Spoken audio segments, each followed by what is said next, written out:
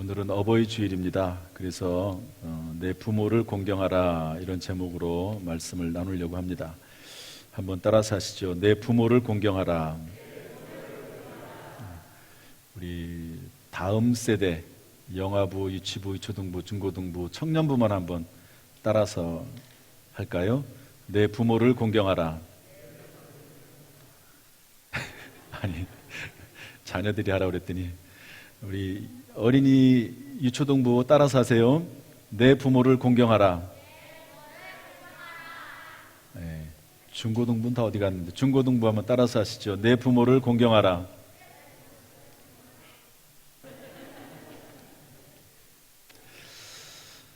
오늘 어버이 주일인데요. 지난 주일 어린이 주일 때 했던 말씀을 조금만 더 부연하겠습니다.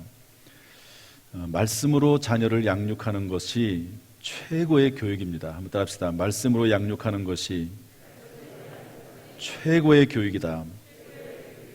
왜냐하면 안심할 수 있기 때문에 그렇습니다. 아이들이 어느 때가 되면 이제 부모의 품을 떠나게 되거든요. 그런데 그때 그 아이를 붙잡아 줄 수 있는 것은 하나님의 말씀뿐입니다.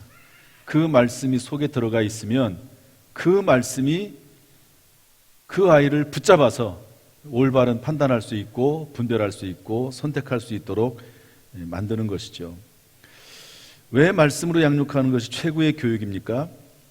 말씀으로 양육을 하면 그 자녀들이 효도하는 사람들이 되기 때문에 그렇습니다. 하나님의 말씀은 거룩하고 선한 말씀이죠. 그 말씀이 심령에 새겨지면 양심이 새로워지고 양심이 변화가 됩니다. 그리고 하나님의 말씀이 그 속에 들어가 있고 성령이 그 안에 계시면 선한 생각을 하게 되고 그리고 당연히 부모를 공경하는 마음이 생기기 때문에 그렇죠. 따라서 자녀들을 하나님의 말씀으로 양육하는 것이 최고의 교육입니다. 물론 자녀들에게 좋은 옷을 입히고 먹을 것을 사주고 또 좋은 교육을 시켜주고 또 재산을 많이 물려주는 것도 좋은 자녀를 위해서 할 수 있는 일일 수 있겠지만 그것보다도 제일 좋은 것은 자녀들에게 하나님의 말씀을 심어주는 것입니다.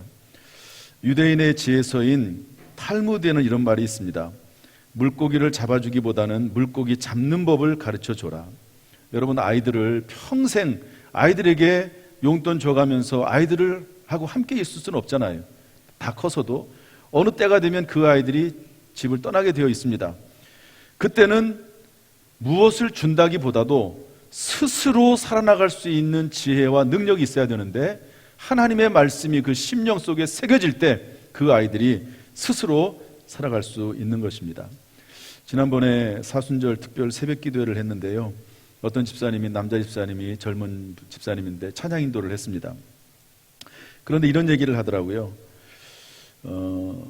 그 새벽 기도회 때 딸 아이를 하나 데리고 왔습니다. 이제 어린 아이인데 초등학교 들어가기 전에 어린 아이입니다. 그런데 그 아이가 새벽에 아빠랑 같이 나왔단 말이에요. 특별 새벽 기도에. 그런데 그 아이가 하루 종일 새벽 기도에 갔던 이야기를 하더래요.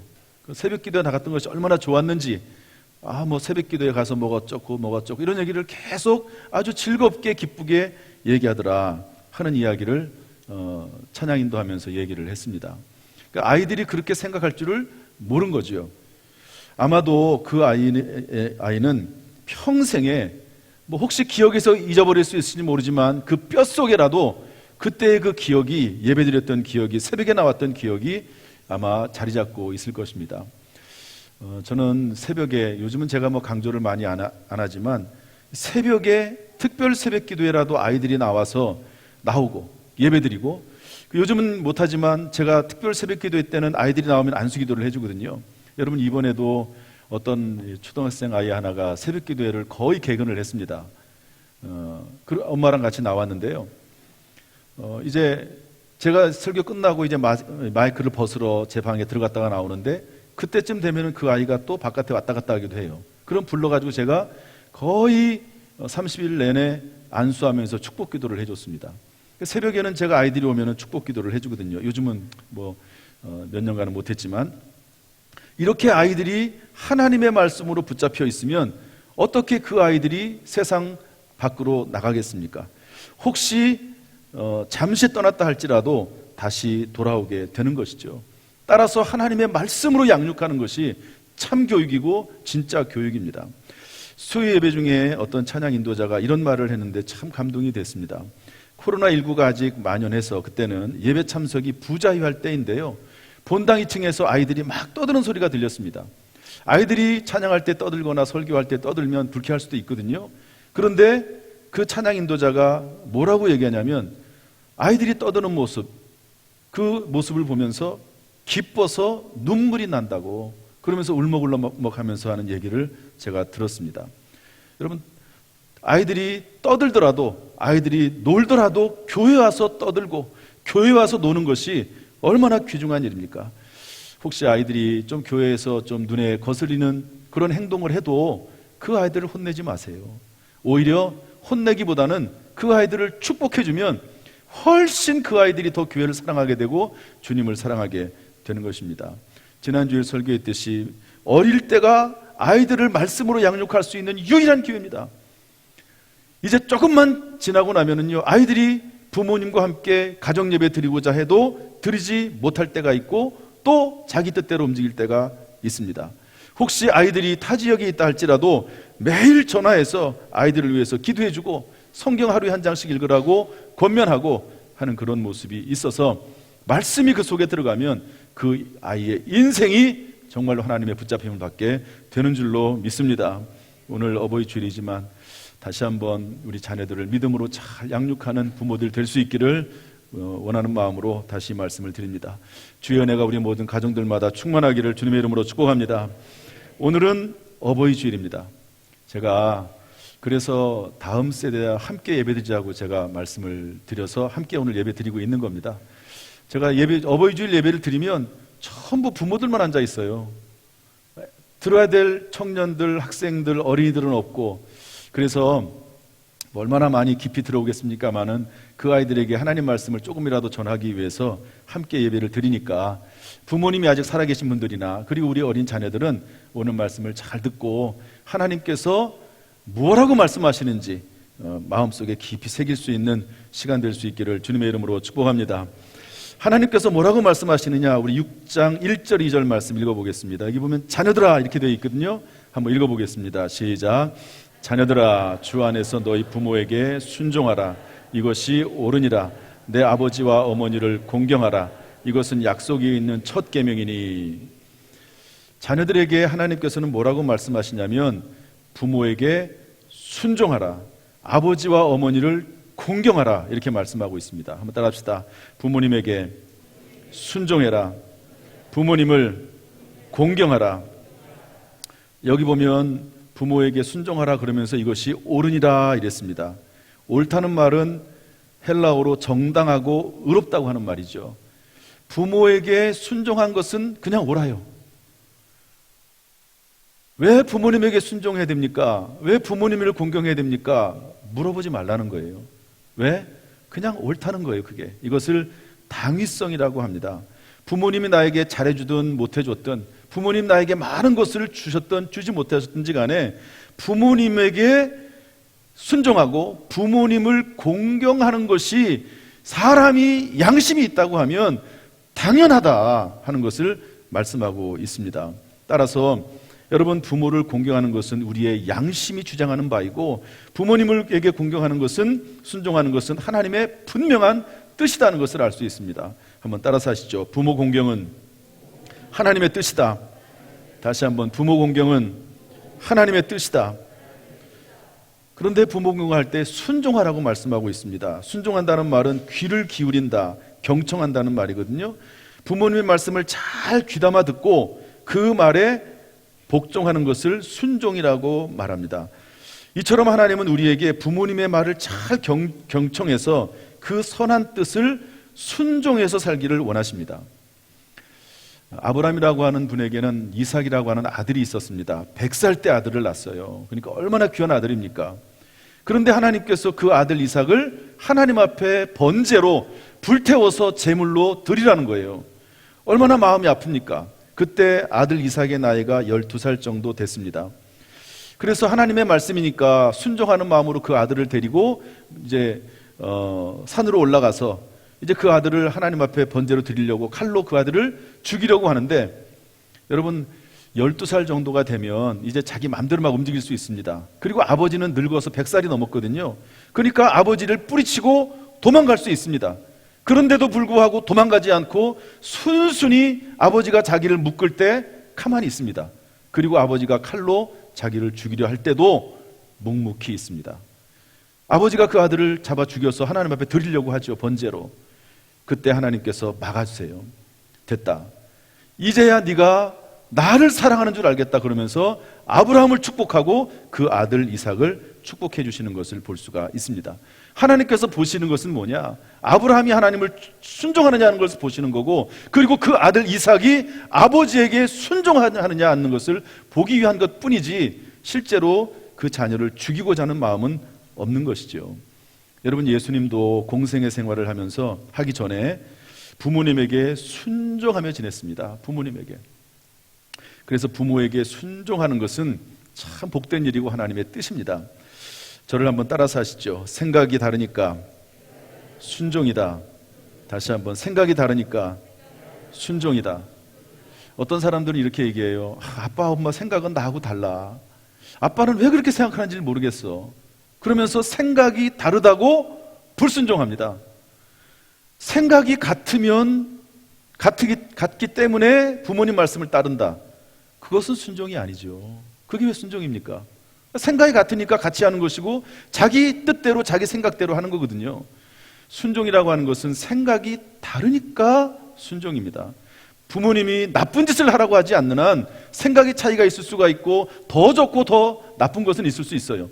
그러나 부모님이기 때문에 부모님에게 순종하는 마음으로 따르는 것, 이것이 순종입니다. 생각이 다르니까 순종이죠. 그런데 오늘 성경 말씀 보니까 이렇게 되어 있습니다. 따라서 합시다. 주 안에서 순종하라. 주 안에서, 하나님 안에서 순종하라는 거예요. 왜냐하면 부모님도 하늘의 아버지 하나님께 순종해야 되기 때문에 그렇습니다. 자녀들은 부모에게 순종해야 되죠. 그런데 그 부모님들도 하나님에게 순종해야 되거든요. 그래서 혹시 부모님이 예배를 드리지 말라, 순종할 수 없죠. 하나님께서 예배 드리라고 했으니까. 우상 숭배하라 그러면 할 수가 없죠. 하나님만 섬기라고 성경은 말씀하고 있습니다. 못된 짓을 하라. 부모님이 못된 짓을 하라고 하는 부모가 있겠습니까마는 혹시 그런 부모가 있다고 하면 거부해야 됩니다. 왜? 하나님께서 기뻐하는 일이 아니기 때문에 그렇습니다. 그러나 정상적인 부모라면 이런 잘못된 요구를 할 부모는 없을 것입니다. 그러므로 부모에게 순종하는 것이 옳다라고 말씀하고 계신 것이죠. 또한 성경 말씀 보니까 아버지와 어머니를 공경하라고 되어 있습니다. 공경하다는 말은 가치를 높게 평가하다, 경의를 표하다 하는 말인데 하나님에 관해서 사용하는 단어입니다. 부모를 공경해라, 부모를 경유하라, 전부 하나님에게 하는 말인데 우리 레위기 19장 3절 말씀 한번 읽어보겠습니다. 레위기 19장 3절 다 같이 시작. 너희 각 사람은 부모를 경외하고 나의 안식일을 지키라. 나는 너희 하나님 여호와니라. 부모를 어떻게 하라고요? 경외하라 그랬습니다. 이 말은 부모를 사랑하지만 또 두려워하면서 부모님의 말씀에 순종하고 따를 것을 말씀하고 있는 것이죠. 이것은 부모 공경이 하나님을 섬기는 차원에서 이루어져야 한다는 것을 깨닫게 해줍니다. 이처럼 하나님은 우리에게 부모님을 존귀히 여기며 살기를 원하고 계신다는 것을 알 수 있습니다. 오늘 말씀처럼 부모님에게 순종하고 공경하는 것은 하나님의 명령입니다. 지엄하신 하나님의 이 명령에 순종하는 가운데 하나님의 말씀에 따르는 복된 인생이 되기를 주님의 이름으로 축원합니다. 그런데 놀랍게도 이렇게 부모에게 순종할 때 하나님이 주시는 축복의 말씀이 있습니다. 우리 2절 3절 말씀 한번 읽어보겠습니다. 2절 3절 시작. 내 아버지와 어머니를 공경하라. 이것은 약속이 있는 첫 계명이니 이로써 내가 잘되고 땅에서 장수하리라.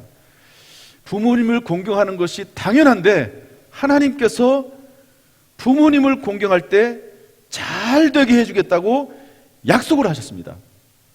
왜 그럴까요?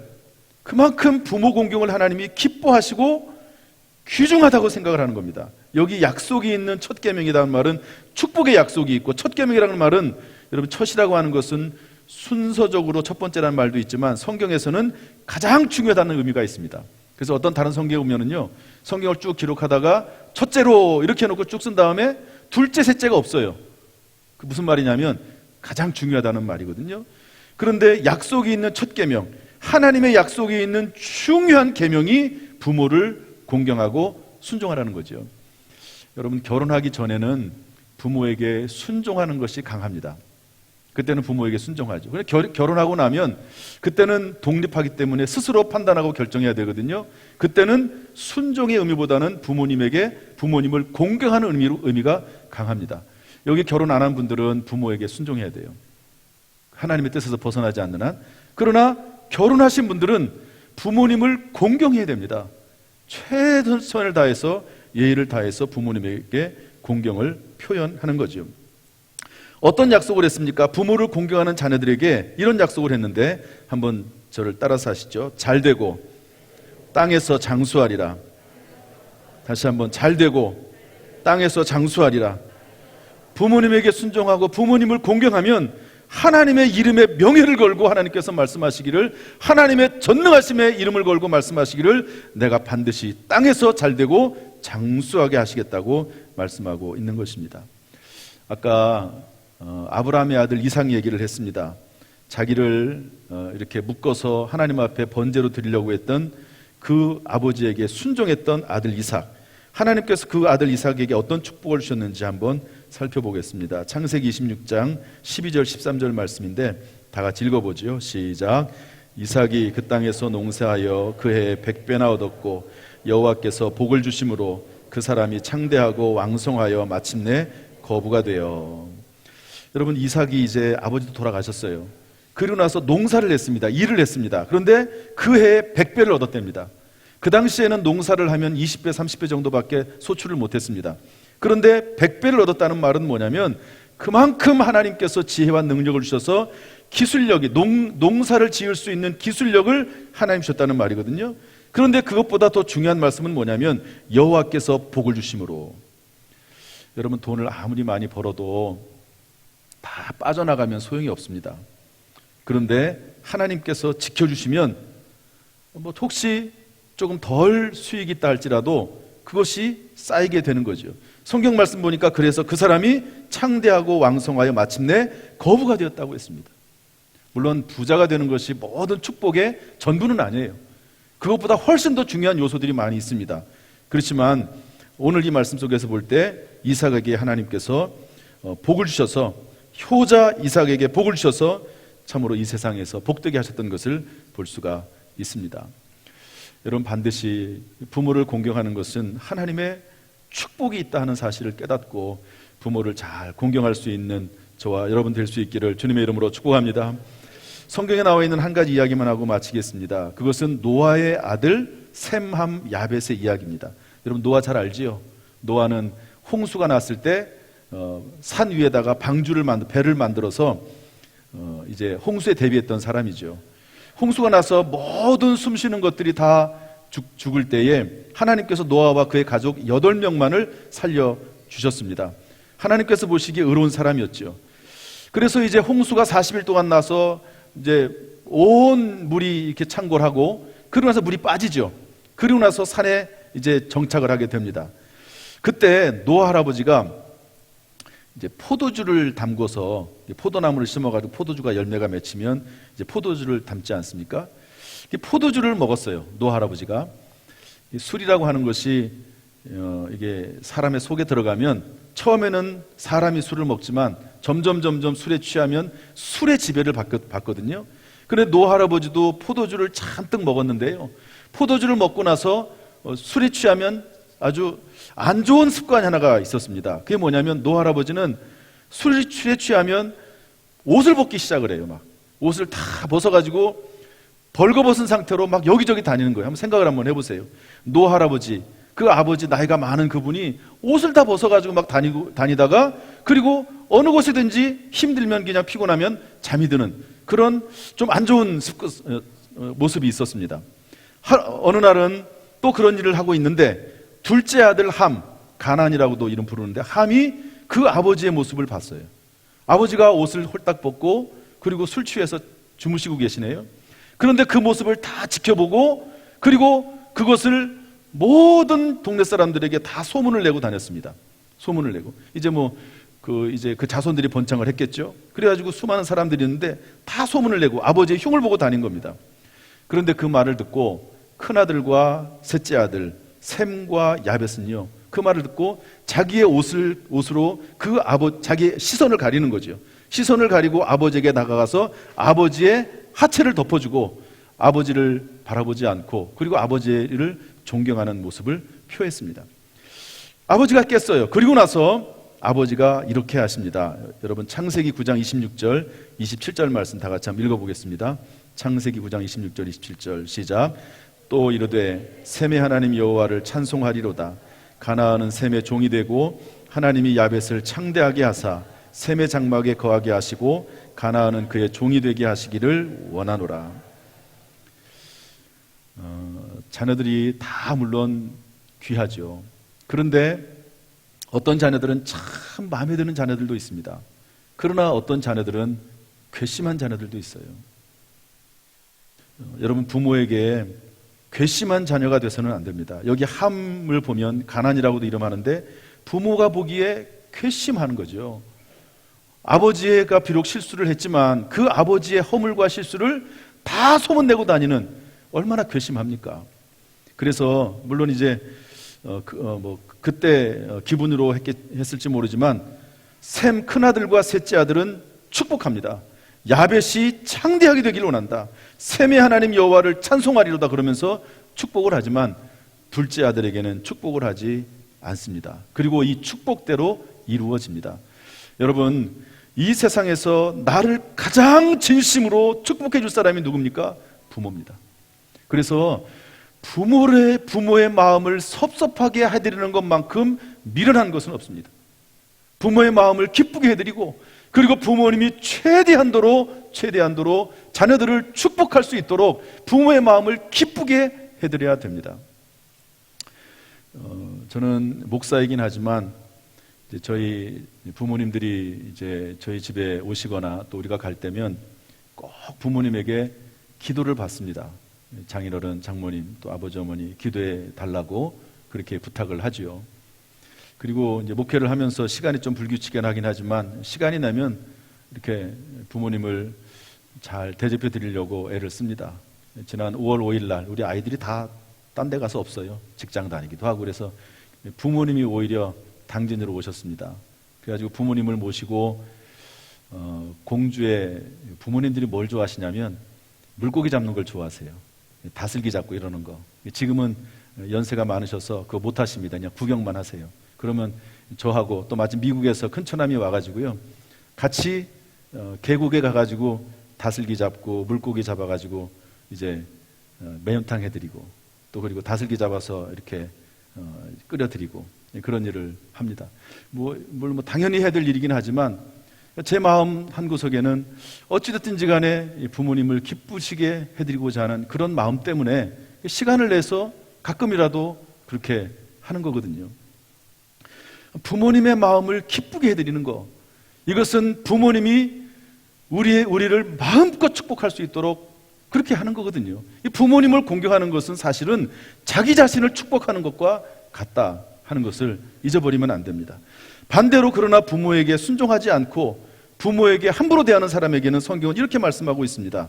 잠언서 30장 17절 말씀인데 다시 한번 다 같이 한번 읽어보겠습니다. 잠언서 30장 17절 시작. 아비를 조롱하며 어미 순종하기를 싫어하는 자의 눈은 골짜기에 까마귀에게 쪼이고 독수리 새끼에게 먹히리라. 아버지에게 함부로 하고 어머니를 무시하고 무례하게 대하고 이런 사람은요, 그 눈이 골짜기에 까마귀에게 쪼인다는 겁니다. 하나님께서 기분 아주 안 좋게 생각하시는 거예요. 부모에게 함부로 대하는 사람을 하나님이 좋지 않게 보십니다. 마치 하나님을 섬기듯이 또한 부모님에게 순종하고 공경하는 것이 귀중한 것을 말씀해 주고 있습니다.